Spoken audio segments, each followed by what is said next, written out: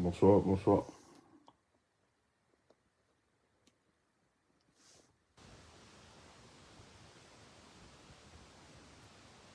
Tu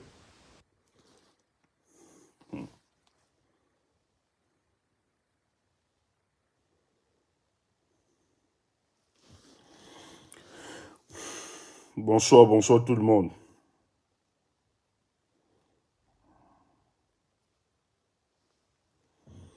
Il faut, nous sommes obligés, avec l'évolution de la situation, nous sommes obligés de communiquer parce que dans cette période, c'est la communication qui est très importante. J'appelle le peuple burkinabé à résister, à résister. Que personne ne leur arrache leur victoire. Il faut résister. Et de plus en plus, ce que ces militaires patriotes sont en train de faire nous rassure. Nous sommes convaincus que c'est pour le bien du Burkina Faso. Merci de la résistance. Merci parce que vous dénoncez vos complices. Vous voyez, on veut nous imposer un monde unipolaire. Même les plateformes qui nous permettaient de communiquer aujourd'hui sont censurées.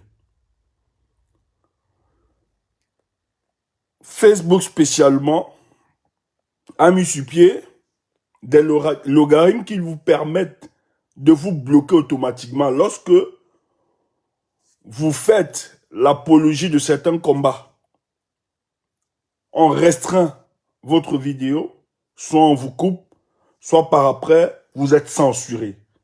Donc, on veut fermer la voie de ceux qui ont un autre discours que le discours de malhonnêteté, de banditisme et d'escroquerie politique qui nous a été imposé depuis longtemps. Je veux ensemble que nous écoutions le discours du capitaine Traoré, l'homme fort du Burkina Faso. Beaucoup d'hommes, mais la situation dans ce pays frère et ami, nos compatriotes du Burkina Faso sont en train de résister parce que la France ne veut pas consommer la nouvelle prise du pouvoir par ces militaires patriotes. Mais tout à l'heure, le capitaine Ibrahim Traoré a donné une interview sur Voix Africa, la Voix d'Afrique, que je vais vous demander d'écouter et de suivre. Je mets ça pour vous, que vous écoutiez. Parce que nous, quand on parle, les gens disent que c'est de l'intox, que c'est de la manipulation, que nous sommes en train de mentir. Donc, tu vas écouter ce que nous disons. Ce qui se passe dans ces pays. Voilà l'acteur principal qui se bat pour restaurer l'intégrité et la dignité du peuple burkinabé qui est combattu par la main puissante, par la mère assassine.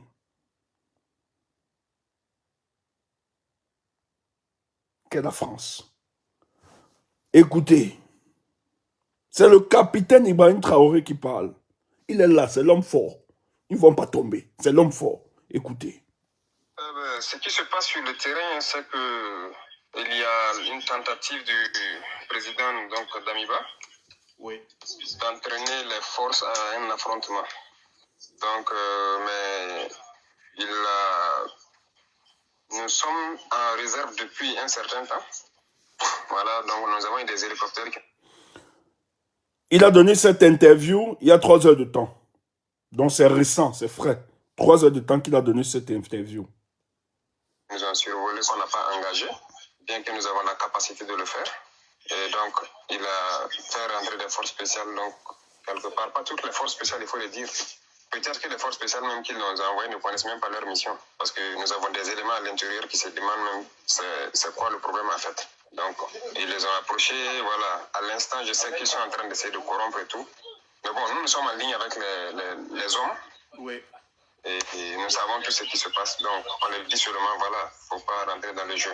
Et peut-être, voilà, je sais que dans d'autres corps aussi, voilà, j'ai été contacté par des soldats qui se demandent qu'on les ait rassemblés pour aller à Ouagadougou et ils espèrent que c'est pour venir me soutenir. Mais là où je suis au courant, je dis oui, je suis au courant que votre chef de corps va me soutenir. Mais là où je ne suis pas au courant, ils ne sont pas capables de dire aux hommes que c'est pour venir contre moi. Donc quand je dis ça aux hommes... Donc, Bambimba, il y a dit que c'est comme ça qu'on va l'appeler. Bambimba, parce qu'on ne l'a pas encore capturé. Et ça, des langues disent qu'il est protégé par la France, qu'il est gardé. C'est la France qui le protège, l'armée française. Et il est là-bas en train d'organiser des opérations pour reconquérir son pouvoir. C'est pour ça qu'il faut liquider ce monsieur. Il faut vite l'arrêter. On ne doit pas le laisser se balader. La France était obligée de faire un communiqué pour démentir qu'ils ne sont pas impliqués, alors qu'on sait très bien quelles sont leurs implications avec la connexion des pays frontaliers. Les dossiers montent. Donc, il a organisé, parce qu'il y a des forces de résistance, des forces d'élite qu'il contrôle encore. Ils sont en train de corrompre. C'est le colonel, c'est le capitaine Traoré qui explique cela. Ils sont en train de corrompre les gars et mobiliser les gars. Mais il y a des militaires qui sont en train d'être mobilisés, qui pensent que cette mobilisation, c'est pour soutenir le capitaine Traoré. On les mobilise, on est en train de les préparer. Mais ces militaires disent qu'ils soutiennent l'action de Traoré. Donc il y a une situation confuse dans l'armée. Or, le dit, c'est que la France veut dégager le capitaine Traoré, qui lui n'est pas la solde des Français. Et ils veulent imposer un haut gradé qui sera le laquais de la France. Voilà où tout se joue. Et c'est organisé dans l'ambassade de France. C'est pour ça que vous avez vu tout à l'heure, j'ai publié une vidéo. Les populations sont sorties. Et ça, ce sont des militaires. C'est le porte-parole du gouvernement de transition actuel, qui ont demandé au peuple d'être éveillé face à cette résistance. Tandis qu'eux, ils vont se battre sur la dimension militaire, que le peuple veille. Et les populations ont décidé de se diriger vers l'ambassade de France pour demander à l'ambassadeur d'arrêter toute la complicité, toutes les manœuvres qu'ils sont en train d'organiser pour déstabiliser leur pays. Et le nouveau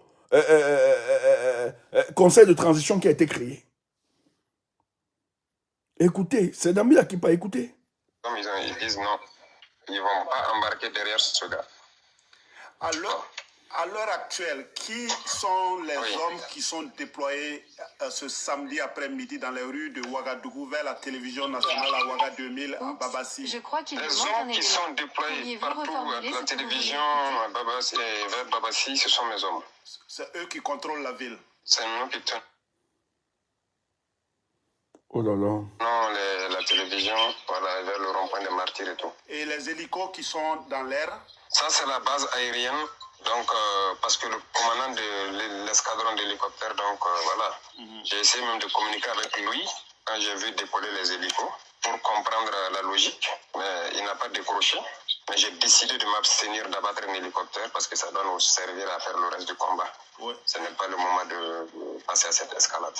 Alors, il y a beaucoup qui sont inquiets, qui disent que des forces burkinabées vont se rentrer dedans. Quel appel vous avez à lancer? Ce que je peux dire, c'est que le combat que nous menons, ce n'est pas une question de pouvoir.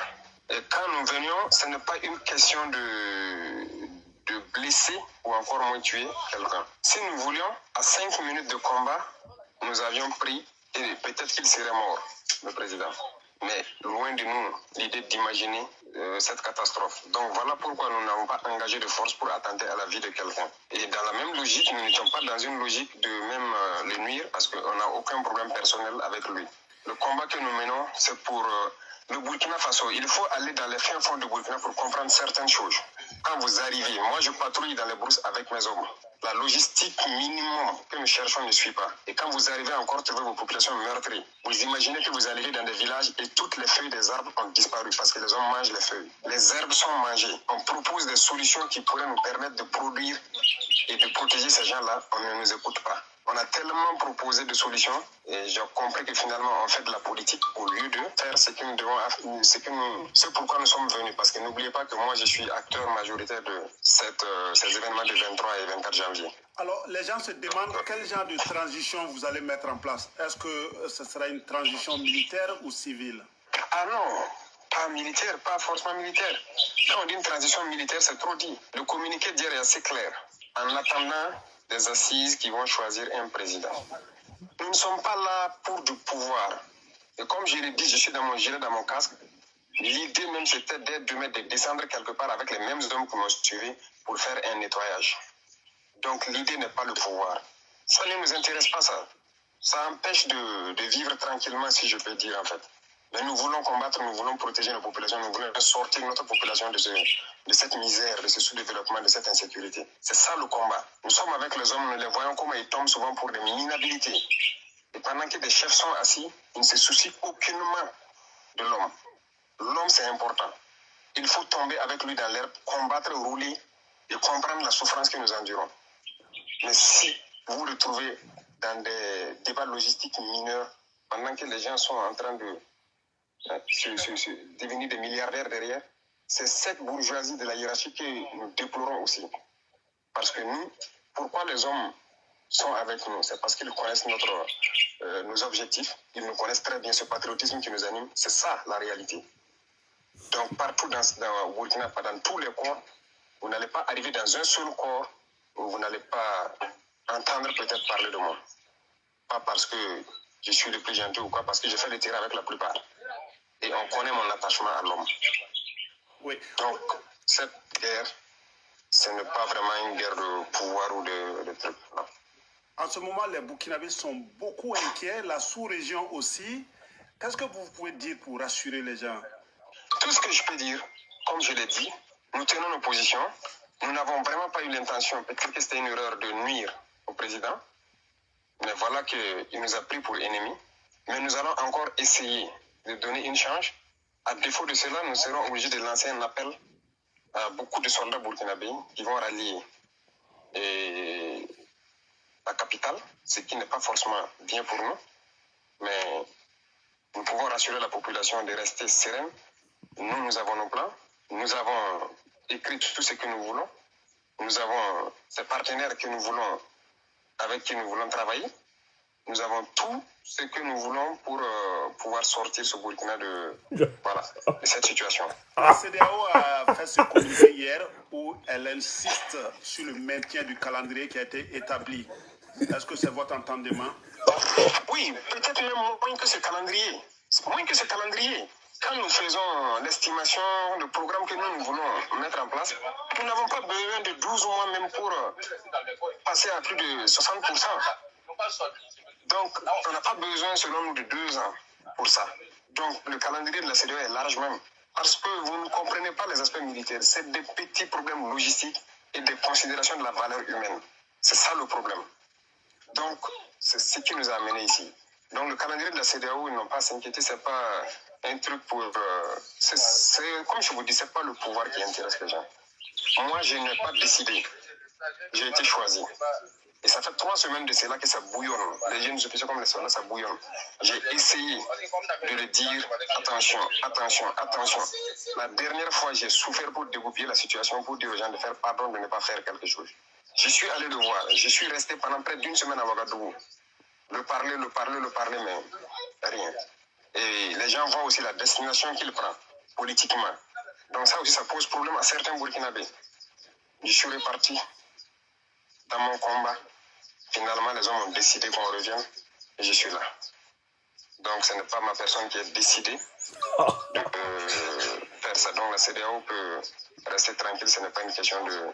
Si dans 4, 5, 6 mois, tout est rétabli, ça ne sera pas militaire de toute façon. On n'est pas là pour ça. Les civils vont choisir leur président et puis on va continuer le combat. Intéressant. Je dis bien très intéressant. Vous avez vu avec brio la description du capitaine Ibrahim Traoré, l'homme fort du Burkina Faso, qui pose le véritable problème au Burkina Faso. Il dit le problème du Burkina Faso, c'est un problème d'insécurité. Premier problème. Et deuxième problème, d'un problème de déhumanisation du peuple burkinabé. Il dit eux qui ont été sur le terrain.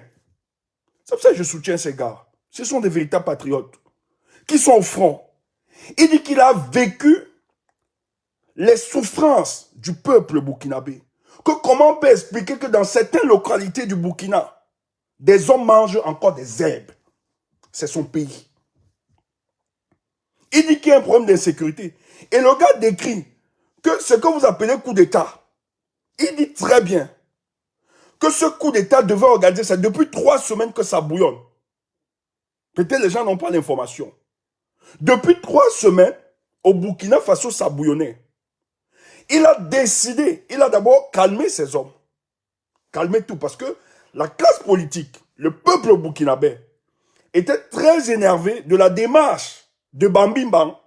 J'ai dit que je l'appelle Bambimban. Pourquoi? Parce que Bambinda, en tant qu'homme militaire, ils étaient convaincus que celui-ci voulait restaurer l'intégrité du Burkina Faso, voulait sortir les Burkinabés de cette insécurité et accorder la place majeure à l'homme burkinabé. Mais qui se sont rendus compte que le militaire est lui aussi entré dans la politique, alors que ce n'était pas son rôle. Et quand il parle de politique, c'est-à-dire, il est entré dans des logiques incompréhensibles du peuple, des négociations et du banditisme. Vous voyez, lorsqu'il se déplace, il part à Abidjan, fait allégeance à Ouattara, etc. C'est des choses qui fâchent. Parce que, vous avez beau lui le dire, mais la plupart des Africains savent ce que Ouattara représente pour la France en Afrique. Au lieu de travailler pour aider ce peuple de sortir de ces deux fléaux, d'insécurité, de la grande famille précarisée dans ce pays. Mais lui, il est venu avec des considérations politiques alors qu'il est militaire. Traoré dit, dans son interview, que depuis que ça chauffait, il est descendu à Ouaga pour médiation, pour rencontrer le président Bambimban et demander à ce président qu'écoute, voilà le rendu que nous avions du peuple et de tout le monde. Les gens ne sont plus très à l'aise avec ta politique. Il faut changer de paradigme. Voilà ce que nous exigeons. Ils ont fait la médiation, rien. Il a fait semblant d'écouter. Il n'a pas mis en application le retour de ces jeunes. Ces jeunes étant patriotes, sachant quel est le problème qui sévit au Burkina Faso, ils ont décidé courageusement de faire partie Bambimban. C'est comme ça que ce jour, il se lève et il le dit qu'en 5 minutes, ils avaient le contrôle de tout. Il n'y a pas d'opposition. Et que lorsqu'ils ont décidé de prendre le pouvoir, que s'ils voulaient éliminer Bambimban, Bambimba, c'est lui qu'on a renversé là, que la France veut restaurer son pouvoir en parachutant un haut gradé à la tête du Burkina pour continuer à pérenniser son influence. Il dit que dans leur logique, ce n'était pas une confrontation de guerre. Qu'ils ont fait le constat, c'est que l'homme qui avait la réalité du pouvoir a décidé de jouer son intérêt et l'intérêt de la France et des laquais de la France autour du Burkina Faso. Mais qu'il s'en fichait pas mal des considérations de sa population. Voilà comment ils sont venus le dégager. Maintenant, en le dégageant, ils ont donc décidé de continuer dans cette transition-là pour solutionner le premier problème, qui est un problème d'insécurité. Je vous ai dit que le Burkina Faso se trouve dans la bande sahélienne, où aujourd'hui il y a un problème d'insécurité dans cette zone, qui touche les populations.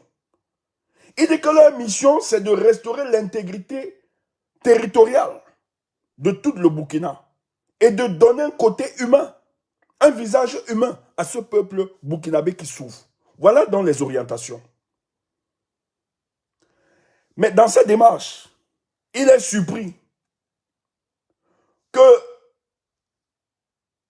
l'ancien président Paeteri veut faire un coup de force.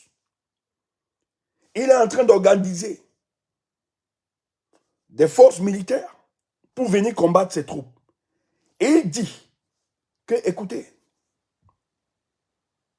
tout ce qui se passe actuellement au Burkina, tout ce qu'on organise, il a un retour. Et qu'il a le dispositif, la logistique. Tu entends ça? Le capitaine Traoré dit qu'ils sont venus, ils ont pris le pouvoir. Pour eux, ils ne voulaient pas de fusion de sang. Ils ont protégé. Même Bambiba, il l'aurait écrasé, il l'aurait tué. Mais ce n'était pas ça la considération. Que la personne de Bambiba ne les intéresse pas. C'est pour ça qu'ils l'ont laissé fuir. Mais que comme Bambiba est en train de décider, veut véritablement aller dans une confrontation de guerre, il dit qu'ils sont prêts logistiquement parce qu'ils ont fait des appels à des partenaires. Donc, politiquement, vous pouvez comprendre. Je ne veux pas entrer dans ça. Vous pouvez comprendre qu'à l'heure actuelle, ces jeunes patriotes qui ont la réalité du pouvoir, à l'heure actuelle, le dispositif militaire, à l'heure actuelle là, il y a des partenaires qui sont en train de les aider. Donc je vais vous dire qu'ils ne vont pas tomber. La France se gesticule pour vouloir réorganiser des troupes pour renverser. Mais le capitaine Ibrahim Traoré l'a rappelé que tout ce qu'on est en train d'organiser dans le but de vouloir le renverser, qu'ils sachent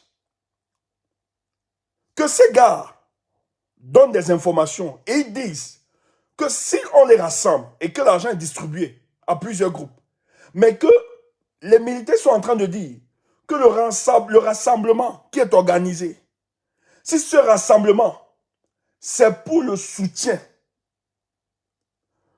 de ces militaires patriotes, dont est chapeauté par Ibrahim Traoré, ils sont d'accord.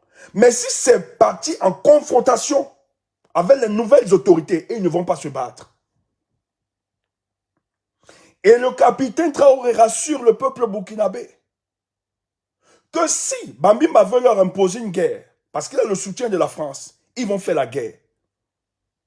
Parce que sur le plan logistique, ils sont prêts. Ils ont voulu faire des choses sans effusion de sang, mais si on veut leur imposer cela, ils donneront de leur vie. Écoutez. Écoutez le mental de ces patriotes. Et il rassure le peuple burkinabé qui ne sont pas venus là pour le pouvoir, ça ne les intéresse pas. Et il fait un descriptif de sa personne. Il dit très bien, allez demander dans tous les corps armés au Burkina Faso qui est Traoré.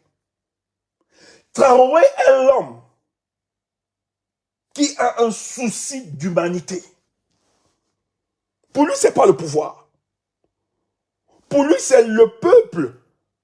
C'est le Burkinabé qui doit être mis au centre.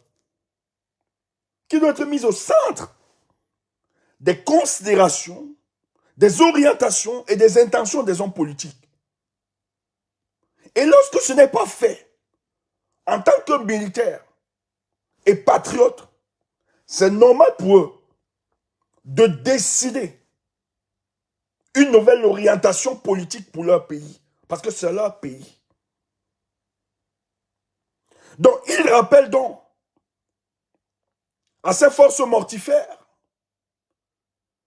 et il rappelle aux puissances étrangères comme la France qui veut à tout prix organiser un nouveau putsch pour les renverser, qui ne prospéreront pas. Parce qu'ils ont la quasi-totalité du contrôle des zones névralgiques du pouvoir. C'est ce qu'il explique. Donc, nous demandons au peuple burkinabé, le combat que vous aviez engagé, nous sommes fiers, qu'on ne vous vole plus jamais votre résistance. Parce qu'on l'a volé avec les mains cabourées. On lui a donné tout. Nous avons cru que l'esprit du sankarisme devait continuer. Vous êtes un grand peuple. C'est pour ça que nous sommes suspendus à votre actualité chaque minute. Parce qu'on sait le combat que certains de vos aînés, certains de nos pères, de nos référents ont procédé pour garder la fierté burkinabé. Burkinabé. Donc ne laissez personne arracher cela. Donc vous avez écouté le capitaine qui rassure, qui lui, pour la prise du pouvoir avec ses hommes, n'ont pas voulu de diffusion de sang. Ils ont même laissé expressement, ils ont pris, il dit, hein, c'est lui qui le dit, en 5 minutes, ils avaient le contrôle de tout le pouvoir.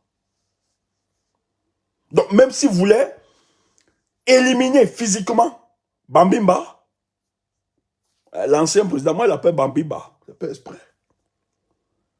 Ils avaient cette capacité.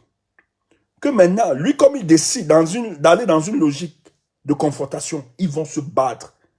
Et il rassure le peuple, il dit, même les militaires dont on appelle, il dit la plupart de ces militaires sont avec lui. Et lui ont rassuré que si on nous appelle, on nous demande de nous mobiliser pour t'apporter notre soutien, nous le ferons. Mais si c'est pour te combattre, nous n'allons pas combattre. Et il dit qu'à l'heure actuelle, on est en train de payer des militaires pour combattre ces nouvelles autorités. Mais ça ne va pas prospérer parce que le peuple est debout. Je suis fier du peuple burkinabé. Parce qu'ils ont vite identifié l'ennemi. Et ils étaient devant l'ambassade de France. L'ambassadeur était obligé de communiquer, faire un démenti, qui ne sont pas impliqués. Pourquoi? Vous croyez que les peuples sont dupes? Vous croyez que les Burkinabés descendent à l'ambassade de France parce qu'ils sont dupes? On sait tout ce qui se passe. Ces ambassades-là sont les laboratoires d'expérimentation, de déstabilisation de nos contrées. On sait comment ça se passe. Ils étaient obligés de répondre comme ça. Parce qu'on connaît votre ingérence. Il y a une vidéo qui a circulé. Moi, je ne sais pas si elle est vraie. Mais cette vidéo-là n'a jamais existé par avant. On a vu des parachutistes français, des commandos, des centres à Ouagadougou. C'est pourquoi. C'est pourquoi. Et vous dites que vous ne faites pas d'ingérence. C'est pourquoi. C'est pour imposer un nouveau laquais. On connaît vos comportements.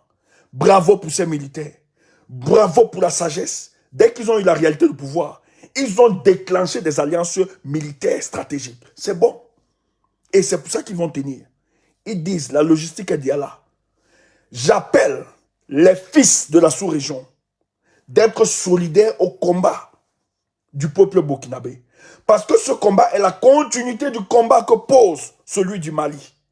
Et celui du Mali, Assimi Gota, le colonel, il s'est levé pour les mêmes questions qu'évoque le capitaine Ibrahim Traoré. C'est-à-dire les questions d'insécurité et aussi les questions d'humanisation de notre peuple. Voilà ce qui les a orientés à prendre le pouvoir. Et c'est dans la même logique. Donc, il faut faire alliance stratégique avec ses forces. Et j'ai dit, je le disais encore ce matin, au capitaine, bravo pour ce que vous faites.